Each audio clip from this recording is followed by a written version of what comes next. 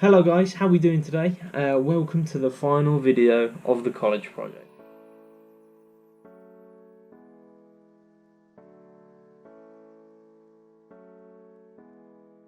I know it's been a long waited for, but today we're going through and explaining the different images that we've chosen, edited, and what we've gone through throughout the whole entire project, what we were thinking as we were doing it, and what we're doing in the end, and what the exhibition is going to be like, and what images will be shown in the final exhibition. So let's get right on into it. Starting off, our first location that we went to was Noble Cove.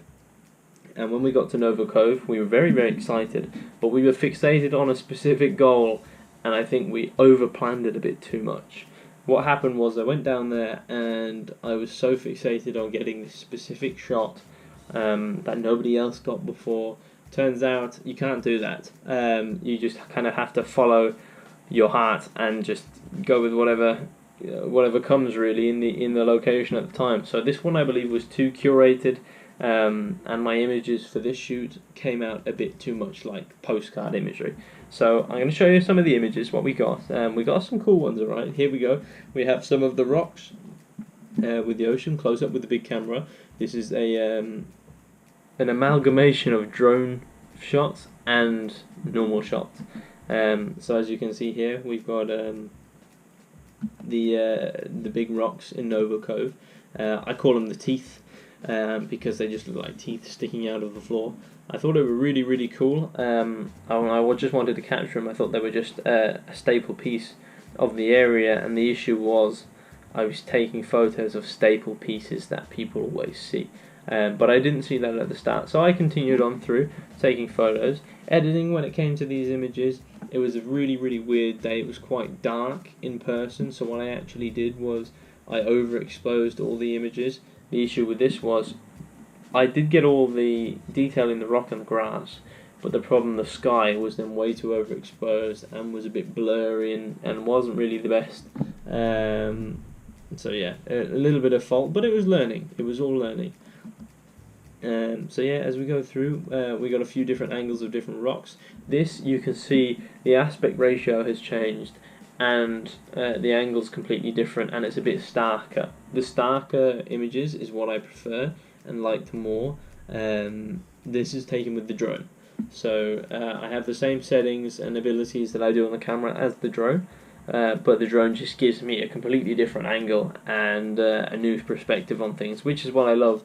But funny thing, I'll tell you when we get to it. But yes, no, these are some of the shots from the drone. They were amazing. And I think I got some really, really cool shots of the teeth and the riverside, and I thought would be brilliant for the project. Editing for these, what I did was I upped the contrast and clarity and made the colours pop a lot more in the images, because I really wanted the colours of the green and the black rock to show.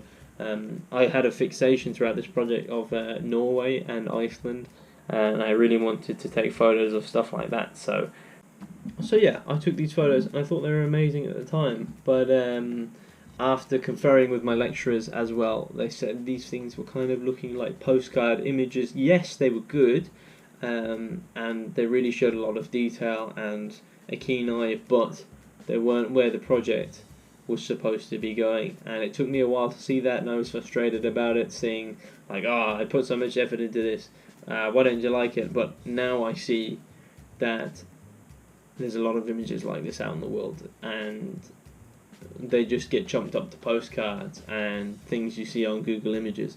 So I wanted to stay away from that and add a more of a fine art approach, but it just took me time to learn that. The next area that we looked at was indeed the Galtee Mountains. Now, so this shoot I thought was an absolute waste of time. Terrible day. I was not in a good mood because the clouds wouldn't shift, and it was terrible, and it was 2.5 hours of climbing, and we got nothing out of it. Once we got up to the top, we did find this really, really weird location here, and I wasn't too sure what I was going to do. I was stumped. Yes, this area really did feel like a completely alien world, like a dried up river bed out in space, because the clouds didn't allow you to see very far. So we just felt like we were stuck in this really small, weird circle, and we were getting pummeled by the wind. About 200-kilometre winds were hitting us from the top of the mountain, so we were getting pummeled by wind. We couldn't see anything, and then we were just stuck in this really weird zone at the top of the mountain.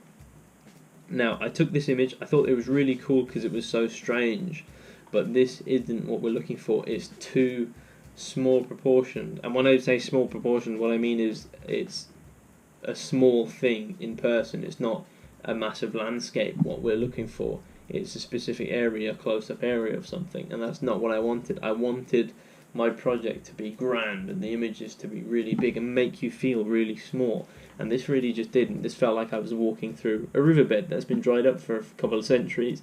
It was cool, yeah, but it wasn't what I was looking for. Now, on the way down the mountain, what I found was these images, which I thought were absolutely useless. I had no intention of using these in my final project at all. I thought it was a complete waste of time, and I was stuck in that mentality throughout the whole day.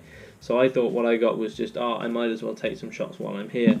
But what I think was happening was I was seeing something that could really, really work, but not realising it. So I took a load of these photos, and yeah, I got a load of this, which at the end of the day, I think is actually very, very interesting and exactly what I was looking for.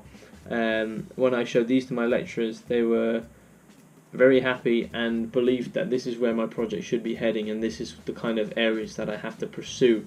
This barren, open mountainscape that looks like no one's been around, and yeah, so that's what I have to look at. So I did.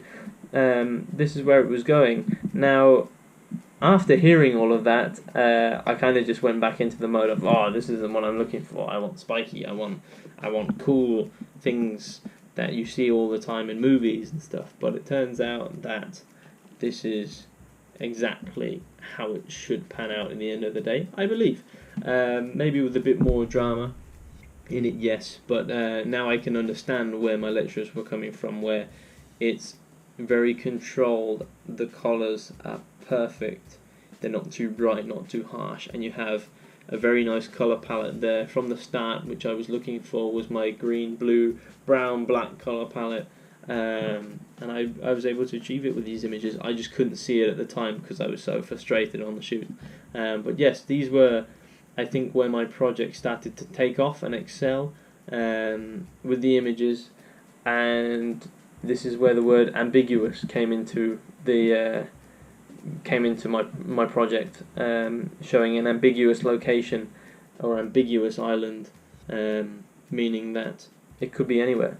And I believe that these images really are anywhere. South Africa, Wales, Australia, I believe it could be anywhere. So yeah, that's where we got these images from. They're pretty cool. I like them. I did have to tone down a lot of the browns when I was editing these images because they were way too overpowering, and I did not like the brown. So I got rid of most of the brown in these images, added a lot more definition to them, and then just maxed out the greens because I really liked the greens in the images.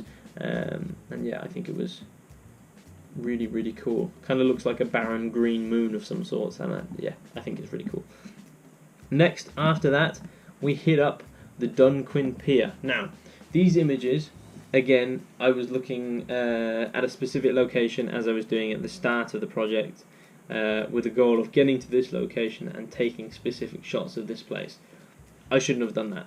Again, I did the exact same thing as I did before, the first time, and again, it's just a learning curve. Now, however, in this one, I think I was able to stumble upon something cool yet again, but you'll see when we get to it how it pans out. So, for this one, making sure it's still recording. For this one, we were able to capture one of the Beira Islands, which is out in the distance. I pressed the button. The Beira Islands here, they're stunning, and I believe the cloud really focused me in on this island. The island almost became a silhouette because the sun was at the top left-hand side, and I thought it was something out of Jurassic Park. So I captured it, and I really liked the foreground of the grass heading into the ocean and then heading to the island, which is the main focus of the image. What you can see on the far right-hand side, in the haze, is actually Skellig Michael, which would be really cool to get out to, but I just did not have the time. I'm planning to do so. So, yes, we got this Bear Island, which, lo and behold, I absolutely loved, and I thought could possibly be part of the final project. Here we went a bit obscure and creative. I saw these blotches in the ground created by the sun hitting at it at a certain angle, and I thought it was pretty cool and abstract. And it brought me to a point of one of my lecturers talking to me about abstract paintings and artistry, and to look into it if I preferred form over what it actually was, if there was a more basic meaning to things that I like in photos. And I dove into it. I had a look at a few different artists and different imagery, such as this, and I decided no, I don't like any of it because it's too minimalistic, too abstract for me, and I think I prefer more of a familiar and natural view of things, like the actual world and what I can physically see, instead of these things that just pop out of people's minds, which I don't fully understand. So I snapped this, and it was sort of abstract in the natural world, which is kind of cool, but again, not what I'm looking for. It's specific location, very small, not majorly big based. These photos here were taken with the drone of the ocean, some rocks being engulfed in waves, which I thought was really cool at the time, but again, doesn't fit my theme. This one here with too many man-made objects in it, so I again didn't want to use it. I thought there was too much blues and stuff as well. But here, this was on the way up to the Dunquin Pier. Now this again, as my second one in the Gouty Mountains, just snapped away. I saw this location and I just started to go off impulse more than let's go to a plan and do this. This was very much of an impulse shot. I went down, parked on the beach because I saw this and I was like, this seems really, really cool. So I took some photos and I really, really liked it. I loved how the mountains were coming out of the clouds and how the mist of the sea was rising up through the air, and the foreground of the beach in front. I just thought it was amazing. And I think out of all the photos that I got from the Dunquin Pier shoot, this photo on Inch Beach was the best. Just because it's ambiguous. It's ambiguous, and I really, really like it. Here are some of the actual Dunquin Pier itself, which is such a really cool place, but again, the man-made structures are a bit too much in it. Editing wise in these, what I did was I literally just upped the greens and took away as much of the haze as possible. This image here was actually just very dark, like a silhouette almost, when I took it, so yeah, this is stuff that I won't use in the final project, but yeah, are here all the same. And now for the final adventure that I had for this final project was Sligo. Now Sligo to me was the best one that I did throughout the whole entire project. I absolutely loved every single bit of that adventure, and I think it shows in the video as well. It was so much fun. I brought my girlfriend up there with me, and we explored everything. We had 3 days of exploration to do. Well, we ended up getting 3 days of exploration, 2 days of shoots. So what we did was we went up. This place here was just outside of where we were staying, in this little chateau out by the lakeside. I just fell in love with this. I thought the colours were very muted. I love the thought of silhouette, and I really, really enjoyed these images, but they won't be going in the final project just because they don't match the other images that I've captured so far.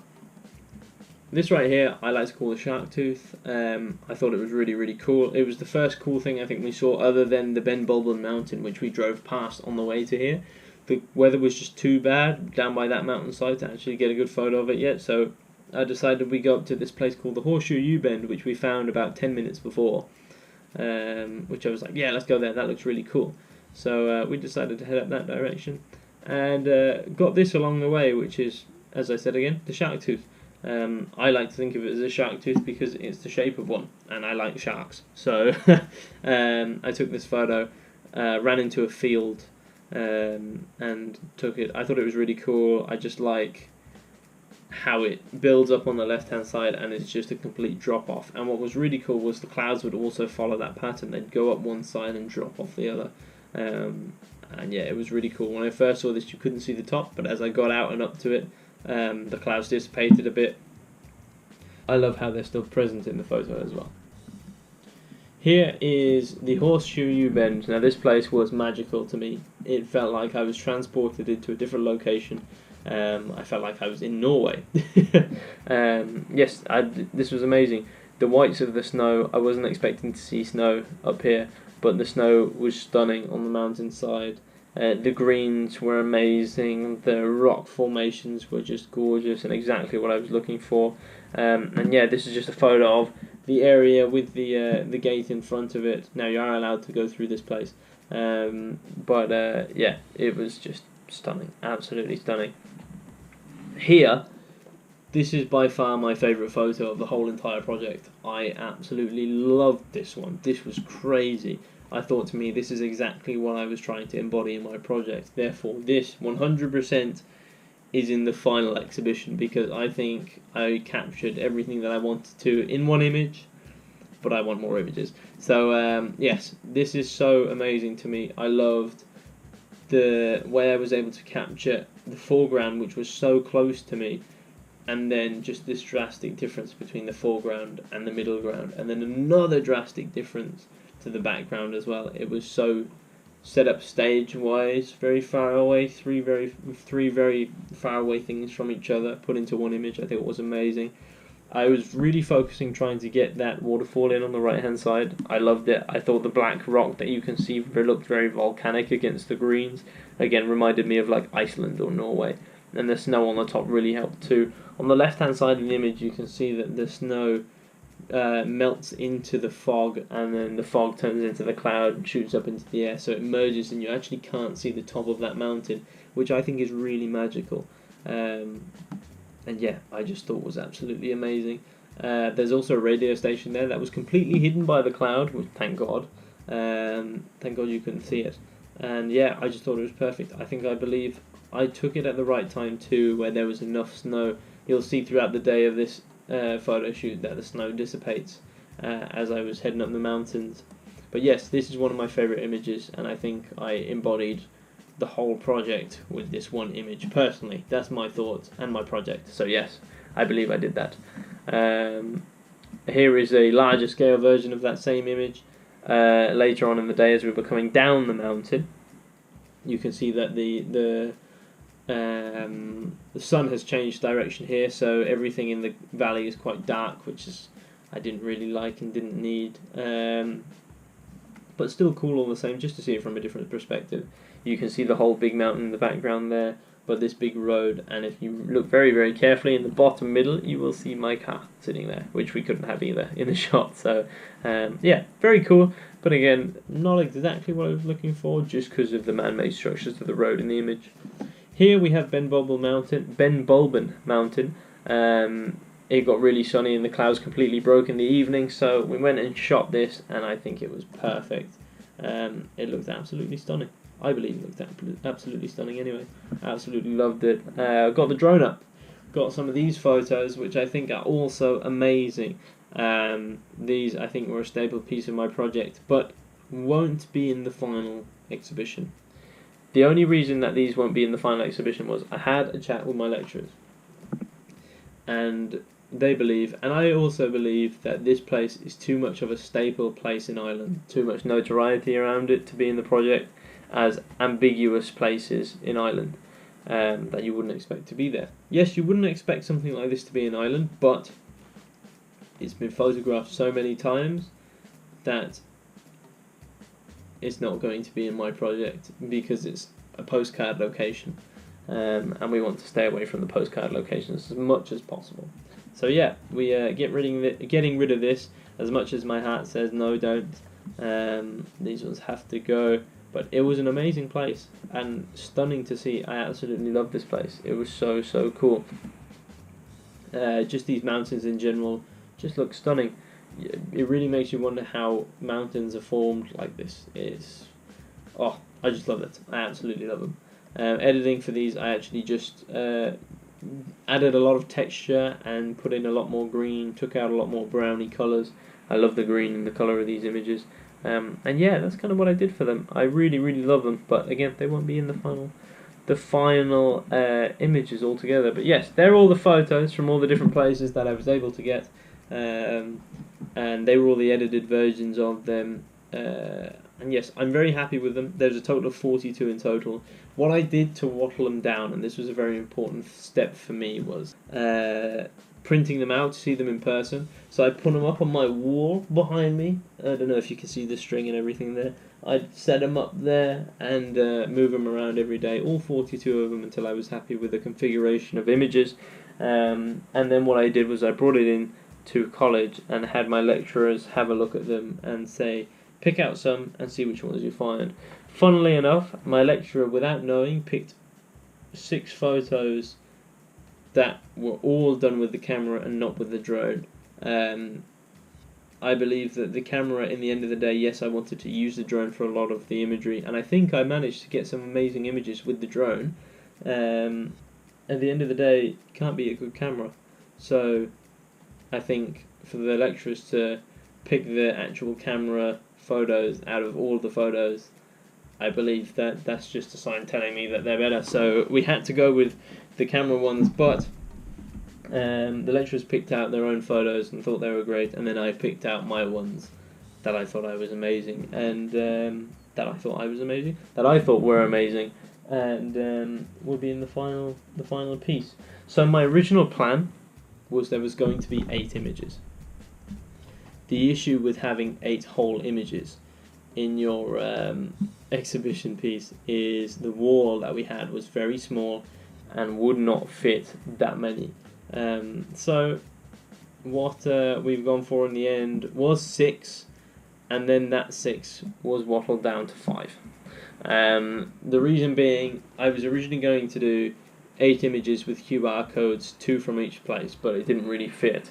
And then as my theme started to progress and evolve, it became into this ambiguous island, which, and I know me saying island sounds like just a random island, but Ireland, ambiguous Ireland, it became specific things that I needed to show off that looked like out of this world, could be anywhere.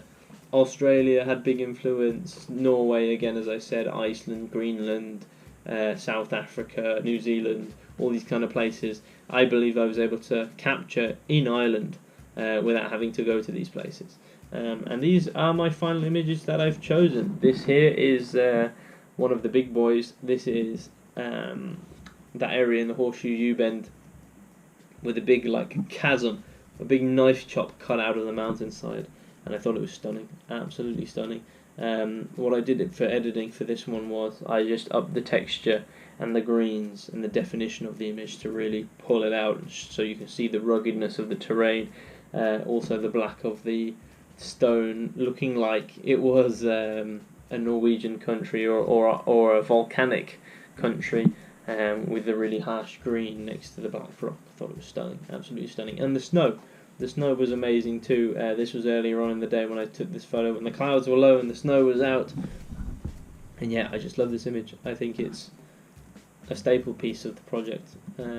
This one from the Galaxy Mountains, of course, has to go in because this was when my theme started taking full effect without me realizing, and I believe that this image has to go in here because this was the starting point where I was actually looking into the theme and what it was going to be and how it was going to look, and this is how it was going to be portrayed. So yeah, I think this is the first image that I was able to curate and make that fully fitted the theme. So I think this is why this image has gone in. Again, editing wise, I chopped it down to 3 different things: the foreground, middle background, and background. I played with the colours in each, darkening the foreground to you can almost not see it, the middle ground having most of the detail and the colouring, and the background just being the silhouette of a mountain with the sun.